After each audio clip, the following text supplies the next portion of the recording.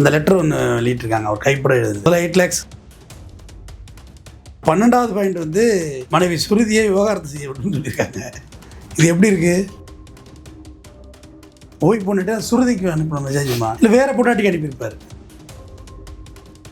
இன்னும் வேற வீடியோலாம் இருக்கான், வீட்டில் சிசிடிவியெல்லாம் இருக்கான். மதம்பட்டி கேமராலாம் வச்சிருக்காங்க இவ்வளோ இருக்குயா, எல்லாம் அள்ளி கொடுங்க வீடியோலாம்.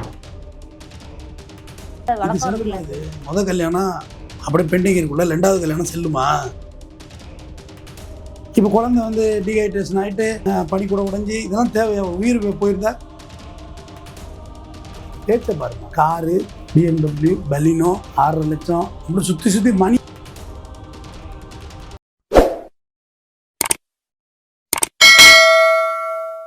கிங் டிவி நேயர்களுக்கு வணக்கம். இன்றைய சிறப்பு நிகழ்ச்சியில் நம்முடன் இணைந்திருக்கிறார் குற்றவியல் வழக்கறிஞர் RS தமிழ்வேந்தன் அவர்கள். வணக்கம் சார். வணக்கம். இந்த ஒரு வழக்குக்கு வந்து எண்டே கிடையாதா அப்படின்னு சொல்லிட்டு மக்கள் மத்தியில பெரும் எதிர்பார்ப்போட இருந்துச்சு. நீங்க போலீஸ் ஸ்டேஷன்ல கம்ப்ளைண்ட் கொடுத்தா நடவடிக்கை எடுக்க மாட்டோம்னு சொல்லிட்டு மகளிர் ஆணையத்தெல்லாம் இழுத்து இப்ப கடைசியா ஒரு வழியா உயர்நீதிமன்றத்துல வழக்கு நடந்துட்டு இருக்கு. அதோட அப்டேட் சொல்லுங்க சார். இப்போதான் வழக்கு இப்போதான் முடிஞ்சுது 4:30 மணிக்கு. மாண்புமிகு நீதியரசர் என் செந்தில்குமார் அவர்கள் இருதரப்பு விவாதங்களையும் கேட்டுவிட்டு அவருடைய வெள்ளிக்கிழமை ஜட்ஜ்மெண்ட் கொடுத்துருவார். வெள்ளிக்கிழமையாவது முடியட்டும், அதுக்கு பிறகு அவங்க அப்பீல் போனால் என்ன நடக்க தானே போவோம். வெள்ளிக்கிழமை முடிஞ்சிடும், பார்ப்போம். நம்ம ரைட் பண்ணி தான் பார்க்கணும். ஏன்னா இடையில சுருதி வேற ஒரு இந்த ஒரு இது வெளியிட்டாங்க. என்னன்னு கேட்டால் அந்த லெட்டர் ஒன்று வெளியிட்டிருக்காங்க, அவர் கைப்பட எழுதுது. முதல்ல 8 lakhs கேட்டாங்க. இல்லை இந்த மெட்ராஸ் படத்தில் சொல்லுவாங்கள்ல, அண்ணா செவர் இந்த வருஷம் நாங்கள் எழுதிக்கிறோம், அடுத்த வருஷம் இல்லைண்ணா செவர் எப்பவுமே எங்களுக்கு தான் அப்படின்னு பாருல. ஒரு 8 லட்சம் இல்லை 10 லட்சம் அப்படின்னு எழுதியிருக்கு அந்த லெட்டரில். அடுத்தது அதோட ஓன் கையெழுத்தில் எழுதியிருக்கு. 6.50 lakhs 50,000 மெயின்டெனன்ஸ் கேட்டு போட்டாங்க. அதில் ஒரு அந்த பாயிண்ட்ஸ் இருக்குது பாருங்கள். அதில் 4வது பாயிண்ட் வந்து என்னுடைய எல்லா பொருளாதார தேவைகளையும் நீ பூர்த்தி செய்ய வேண்டும் அப்படின்னு எழுதியிருக்காங்க, மாதம்பட்டி ரங்கராஜ் புருஷன். 6வது பாயிண்ட் வந்து என்னை மனைவியாக நீ ஏற்று அங்கீகரிக்கணும்னு சொல்லியிருக்காங்க. 8வது பாயிண்ட் வந்து எனக்கு ஒரு வீடு வாங்கி கொடுக்கணும்னு சொல்லியிருக்காங்க. யார் ஜாகிர் சில்டா. எல்லாம் கம்மியான அப்ளிகேஷன் தான். 9வது பாயிண்ட் வந்து எனக்கு ஒரு 10 lakhs பேமெண்ட் கொடுக்கணும்னு சொல்லியிருக்காங்க. 12வது பாயிண்ட் வந்து மனைவி சுருதியை விவகாரத்தை செய்ய விட்டுன்னு சொல்லியிருக்காங்க. இது எப்படி இருக்குது? எங்கேயும் போன அத்தா ஏன் மேலே வந்து ஏறாத்தான்னு நம்ம ஒரு போன செகண்ட் சேனலுக்கு போய் ப்ராப்பர் ஒய்ஃபை டிவோர்ஸ் பண்ணுன்னு ஜாகிர் சில்டா அவர்கள் அறிவிக்கிறாங்க. இடையில எனக்கு சில விஷயம் புரியாமல் இருந்துச்சு. உண்மையாகவே ஜாகிர் சில்டாவுக்கு ஆதரவாக சில பெண்கள் ஊடகங்களில் வந்து பேச ஆரம்பித்தாங்க. அவங்க எல்லாருமே கிறித்தவ பேர் கொண்டவங்க. பிறகு தான் தெரிஞ்சுது இருக்குது அவங்கள பேச வச்சாங்க. இல்லை அதில் இப்படி ஒரு விஷயம் இருக்குது. அந்த பாசம் எந்த பாசம் வந்துச்சு பிறகு தான் தெரிஞ்சுக்கிட்டு. நான் எந்த ரிலீஜனையும் சப்போர்ட் பண்ணல, என்ன எதிர்த்தாலும் அவரை பேசினாங்க. அதுதான் எனக்கு கடுப்பு. நீ திட்டிட்டு இப்போ மாதம்பட்டியே ஜாகிர் சில்டா என்ன எதுக்கு திட்டுறீங்க வந்து? நான் என்ன பண்ணேன்? அவங்க எல்லாருமே அந்த பின்னணியில் வந்து பேசினாங்க. நீங்கள் ஜாய்க்கு எதிராக பேசியிருப்பீங்க, அதனால் வெளியிட்டு. ஜாய்க்கு எதிராக பேசலாமா? உண்மைக்கு ஆதரவாக பேசினேன். நீ சுற்றி எங்கே சுற்றுறாலும் உங்களுக்கு அம்மாஞ்சலிக்கு தேராத பிரச்சனை முடியாதுன்னு சொன்னல, நடந்துச்சுல்ல. ஜாகிர் சில்டா ஆம்பளை பிள்ளை தான் பிறக்கணும்னு நான் சொன்னேன். உங்கள் தொலைக்காட்சியிலே சொல்லியிருக்கேன், ஆம்பளை பிள்ளை தான் பிறந்துச்சு. ஜோசியரா நம்ம தான் வெத்தலை மந்திரம் போட்டு சொல்லிகிட்டு இருக்கோம். வெத்தலை மந்திரம் போட்டு சொல்லிகிட்டு இருக்கோம் என்ன நடக்கும் இந்த பிரச்சனைன்னு. இவங்க எல்லாம் கடிப்பு ஃபெயிலியர் ஆகிடுச்சா? ஏமா 20 வருஷமாக வக்கீல் தொழில் தான் எனக்கு வேலையை, வேறு பொழப்பே கிடையாதுமா. என்ன நடக்குன்னு தெரியாதாம்மா, அடுத்து என்ன நடக்குன்னு இவங்க எல்லாம் கதையாக விட்டு இப்போ அது வீடியோ மேனியாக ஆயிடுச்சு. யார்? ஜாய். காலைல எழுந்து கண்ணை கசக்கிட்டு செல்ல ஆன் பண்ணியாச்சு. இப்போ அதுதான் நடக்குது. அதுதான் ஒரு பிரபல அதிபரின் பிரச்சனைகள் கூட சொன்னேன். அவங்களோட 2.0 ஆகிட்டாங்க இவங்க, விஜயலட்சுமியோட 2.0 ஆகிட்டாங்கன்னு சொன்னேன். காரணம் அவங்களும் இப்படி தான் ஒரு கட்டத்துக்கு மேலே வீடியோ மேனியா ஆகிட்டாங்க. போட்டு வீடியோ போட்டு தள்ள ஆரம்பித்தாங்க. உண்மையை தானே சார் காட்டுறாங்க. அதான் கட்டாயப்படுத்தி தான் மாதம்பட்டி என் கூட இருந்தாருன்னு சொல்லி அறிக்கை வெளியிடுறாரு.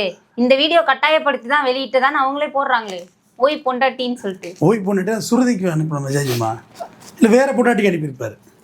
அவர் 7-8 பேரோட வாழ்ந்தார். நீ தான் சொல்கிறேன், யார்? ஜாகிர் சில்டான்னு சொல்கிறேன். வேறு யாருக்கும் அனுப்பியிருப்பார் ஓய் பொண்டாட்டின்னு. அவர் போதையை போட்டுட்டு போகிறது அது பார்த்தா கன்றாவே இருக்குது. அவரை போய் நம்ம ஒரு பார்த்த ஒரு கேரக்டர் வந்து அப்படி இருக்க வேடிக்கையாக இருக்குல்ல, அது சுருதிக்கு அனுப்பின மெசேஜுமா. அது தவறு இவங்க போஸ்ட் பண்ணுறாங்க. இன்னும் வேறு வீடியோலாம் இருக்கான், வீட்டில் சிசிடிவியெல்லாம் இருக்கான். மதம்பட்டி கேமராலாம் வச்சுருக்காங்க இவ்வளோ இருக்குயா, எல்லாம் அள்ளி கொடுங்க வீடியோலாம்.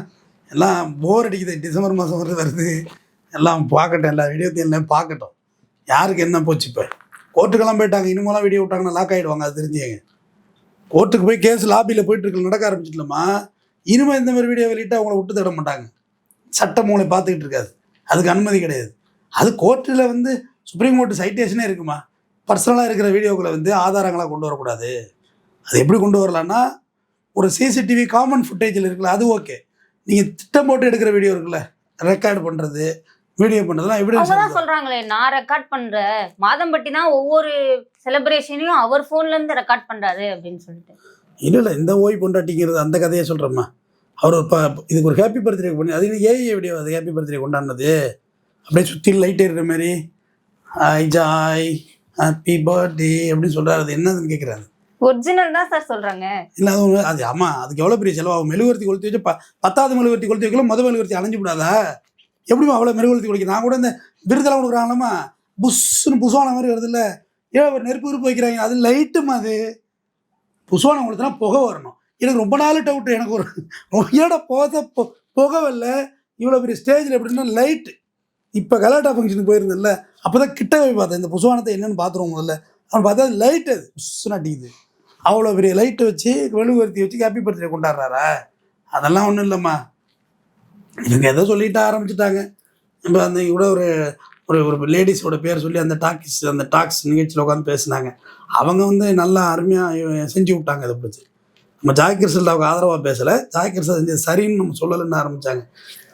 ஜாக்கிர் சில்டாவுக்கு ஆதரவாக பேசினவங்கலாம் இன்றைக்கி எங்கேம்மா போனாங்க? கோமோக்கு போயிட்டாங்க, லீவு.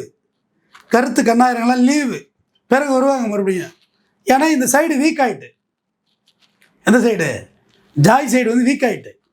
நான் அன்றிலேருந்து இன்று வரை மாற்றி பேசியிருக்கேனா? நீயே எத்தனை பேட்டி எடுத்திருப்பேன், நீ மாற்றி பேசியிருக்கேனா?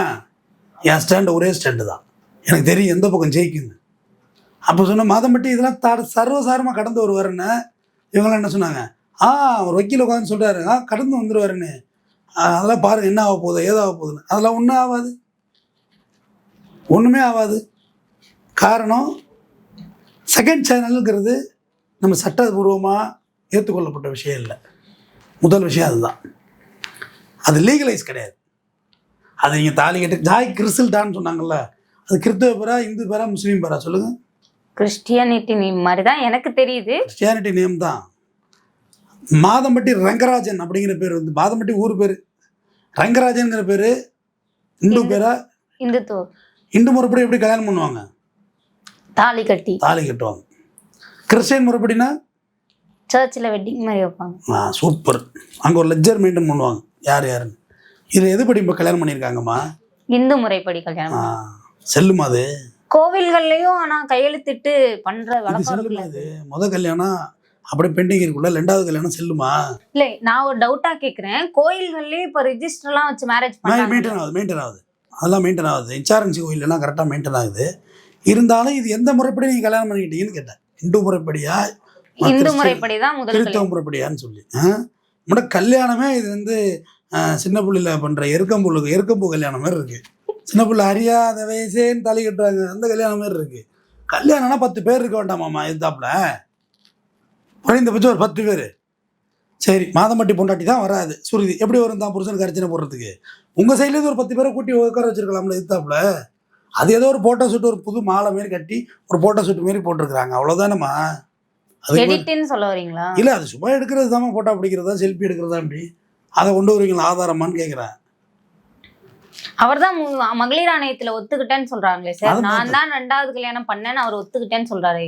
ரைட், அப்போ சுருதி தான் முடிவு எடுக்கணும். சுருதி இருக்க மாதம்பட்டி மேல் நான் அப்பையிலேருந்து சொன்னேன், ஏன் மாதம்பட்டி மேல் நடவடிக்கை எடுக்க மாட்டாங்கன்னு. கம்ப்ளைண்ட் அதை மாதிரி அன்னைக்கு ஒருத்தவங்க குதிச்சாங்க. சுருதியை பாருங்கள், சாயந்தரத்தில் மாதம்பட்டி மேலே கம்ப்ளைண்ட் கொடுத்துருவாங்க, அதெல்லாம் ஒன்றும் கொடுக்க மாட்டாங்க. இன்னைக்கு வரைக்கும் கொடுக்கல. அவங்க என்ன சொல்கிறாங்க, என் கணவனை மேலே அவங்க கம்ப்ளைண்ட் கொடுக்காததுக்கான காரணம் என்னவாக சார் இருக்குது? தேவையில்லாமல் காரி துப்பிட்டு இருக்க வேண்டியதுங்கிறது தான். புருஷன் முக்கியம், பிள்ளைங்களுக்கு அப்பா வேணும். ஏன்னா இப்போ நம்ம நார்மலாக பேசிகிட்டு இருக்க நமக்கே வந்து சட்ட ரீதியாக இது மாதிரி பிரச்சனைகள் அணுகலாமான்ற ஒரு முறை இருக்குது. அவங்க ஆல்ரெடி சட்டக்கல்லூரி மாணவியாக இருக்காங்க, வழக்கறிஞராக இருக்காங்க. அவங்க ஏன் கேஸ் போட முன் வரலை? அதுதான்மா, குடும்பம் இருக்குது, பிள்ளைக்குட்டி இருக்குது. மாதம்பட்டி சொல்லுவார், என் மேலே கம்ப்ளைண்ட் கொடுத்தீங்கன்னா நான் பாட்டு போயிட்டுருப்பேன் எழும்பி அப்படின்னு இருக்கலாம். இல்லை சொந்தக்கார விட்டு பொண்ணு குடும்ப ரீதியாக கல்யாணம் பண்ணி வச்சது கூப்பிட்டு பேசுவாங்கள்ல, நீ எதுவும் கண்டுக்காதம்மா, மருமோனை விட்டுருமா, பார்த்து கொண்டு போயிடுவாங்கள்ல, அப்படி தானே இருக்க முடியும். இவங்க தாம்மா தேவையில்லாமல் இதை தவறான ஆங்கிளில் ஒரு தூக்கிட்டாங்கம்மா, கேஸை வழி நடத்திட்டாங்கம்மா. ஜாகிர் சிட்டா என்ன நினச்சாங்கன்னா, ஒரு 7-8 மாதத்தில் வந்து மீடியாவுக்கு முன்னாடி வந்தால் பேரும் ஒரு சிம்பத்தி கிரியேட் ஆகும்னு நினச்சாங்க.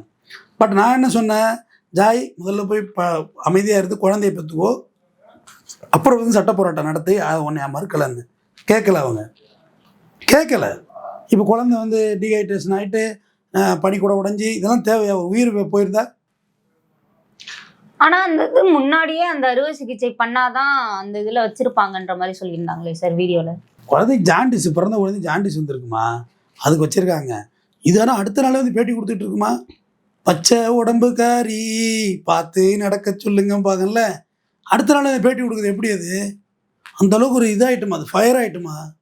விடவே கூடாது, பழி வாங்கி அவனுக்கு ரெட்டாலிஷன் எடுத்துட்டு பள்ளிக்கு பள்ளி விட்டக்கூடாதுங்கிற முடிவில் இறங்கி நிற்கிது. அவங்க குழந்தைகளுக்காக தானே சார் வராங்க. என் குழந்தைக்கு ஒரு நியாயம் கிடைச்சாங்கன்னு தானே அவங்க போறாங்க. என்ன நியாயம் வேணும் உங்களுக்கு? அது ஒழுங்காக கல்யாணம் பண்ணியிருந்தால் நியாயம் கொடுப்பாங்க. ஃபெட்டிக்கோடு டைவர்ஸ் பண்ண சொன்னதே மாதம்பட்டி தானே சொல்கிறாங்க. இதெல்லாம் அக்கப்பூர்வ நியாயம் இல்லை. ஒருத்தன் சொன்னால் சரி, இப்போ இன்னொரு பணக்காரன் வந்து மாதம்பட்டியை விட்டுரு நான் என்ன வச்சுக்கிறேன்னு சொன்னால் போயிடுவீங்களா? 2 பேரும் மனம் ஒத்து தானே சார் போயிருக்காங்க. யார் 2 பேரும்? மாதம்பட்டி அவர்களும் ஜாய் கிருஷ்ணன். அதுதான் நானும் சொல்கிறேன். மனம் ஒத்து போனதில் ஏன் கம்ப்ளைண்ட் கொடுக்குறீங்கன்னு கேட்குறேன். மனம் ஒத்து தானே இப்போ சந்தோஷமாக இருந்தீங்க. அப்போ அதில் கம்ப்ளைண்ட்டுக்கு வேலை என்ன இருக்குது? டிமாண்டுக்கு என்ன வேலை இருக்குது? பணம் எதுக்கு டிமாண்ட் பண்ணுறீங்க? அவர் தான் BMW கார் வாங்கி கொடுத்தாராம் சார். நான் வச்சிருந்த நார்மல் காரை விட்டுட்டு அவர் தான் BMW வாங்கி கொடுத்தாரு. அவங்களோட பேச்சை பாருமா.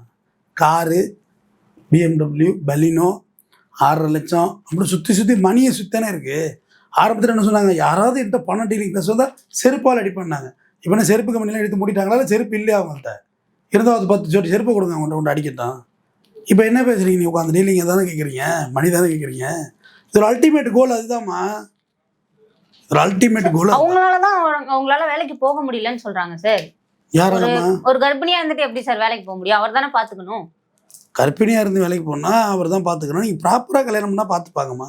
வளகாப்பெல்லாம் போட்டு எல்லாம் போட்டு சந்திரம்லாம் பூசி நல்லா 8 வகை சோறு ஆக்கி எலுமிச்சம் சாதம் எல்லா சாதம் வச்சு கொடுப்பாங்க. நீங்கள் உங்களோட நீங்கள் முதல்ல ஒரு புரிஞ்சிக்கவே மாட்டீங்க. நீங்கள் சட்ட விதி மீறல்களை நீங்கள் மேற்கொள்ளக்குள்ள உங்களுக்கு எதுவுமே காவந்து பண்ணாதுமா. ப்ராப்பராக இருக்காங்களா அவங்க தான் செல்லுபடி ஆவாங்க. ஸ்ருதியை கொடுத்து கம்ப்ளைண்ட் கொடுக்க சொல்லுங்கள். மாதம்பட்டி ரங்கராஜன் உள்ளே போவார், சாய் கிருஷ்ணாவும் உள்ளே போவாங்க. அதுக்கு வழி இருக்குது. மாதம்பட்டி கூட மன்னிச்சு அது வேறு மாதிரி டெக்னிக்காக கொடுக்கணும். எப்படி கொடுக்கணும்னா, என் கணவரை கள்ளக்காதலியான சாய் கிருஷ்ணா வைத்துக்கொண்டு பணம் கட்டு எங்கள் குடும்பத்துக்கு காசு கொடுக்காமல் என் கணவரை முழுவதுமாக கையகப்படுத்திட்டாருன்னு கொடுத்தாங்கன்னு வச்சுங்களேன், நடவடிக்கை எடுப்பாங்க. பட் இவங்க போய் எங்கே கொடுத்தாலும் நடவடிக்கை எடுக்க மாட்டாங்க. இவங்க சொன்னாங்களே போலீஸ் சிபிசிஐடிக்கு வேணுமாம்மா. அட சக்க சிபிசிஐடிக்கா? ஏன் வேலை இல்லாமல் உட்காந்துருக்கானுங்களா சிபிசிஐடியில்? இவங்க கள்ளக்காதல் பஞ்சாயத்து பார்க்குறதுக்கு சிபிஐ விட கேட்பாங்க போல. என்ஐசி, NBA இந்த மாதிரி சென்ட்ரல் பீரோலாம் இருக்காங்கல்லம்மா ஏஜென்சி, அவங்கள கேட்பாங்க உங்களுக்கு. இது என்ன அநியாயம்? இது வாய்க்கு வந்து தான் சொல்கிறதா? ஏதாவது ரொம்ப தவறு. அது நீதிமன்றத்துக்கு வந்து இப்போ அவர் ஒரு 26 கோடி ரூபா கேட்டிருந்தார். யார்? மாதம்பட்டி. என் பேர் டேமேஜ் ஆகிட்டு one of the director Madhampatti Rangarajan அப்படின்னு சொல்லி. அதில் இவங்க என்ன டிஃபென்ஸ் எடுத்தாங்கன்னா, நான் மாதம்பட்டி ரங்கராஜனை தான் பேசினேன், பட் அவங்களோட சாப்பாட்டு நிறுவனத்தை தங்கவேல் அந்த சாப்பாட்டு நிறுவனத்தை பற்றி நான் எதுவும் பேசலைங்கிற மாதிரி இவங்க தரப்பு சொல்லியிருந்தாங்க. இவர் என்ன சொல்லிட்டார், நீங்கள் சொன்னதுனால எனக்கு இவ்வளோ லாஸ் ஆகிட்டு, நேம் லாஸ் ஆகிட்டு எனக்கு அப்படின்னு இவங்க ஸ்டாண்டு. என்ன என்பது வருகின்ற வெள்ளிக்கிழமை தீர்வாகும். இதுவரை எங்களுடன் பல்வேறு கருத்துக்களை பகிர்ந்தமைக்கு நன்றி சார். வெள்ளிக்கிழமை அப்டேட்டையும் பேசுவோம். நன்றிங்க.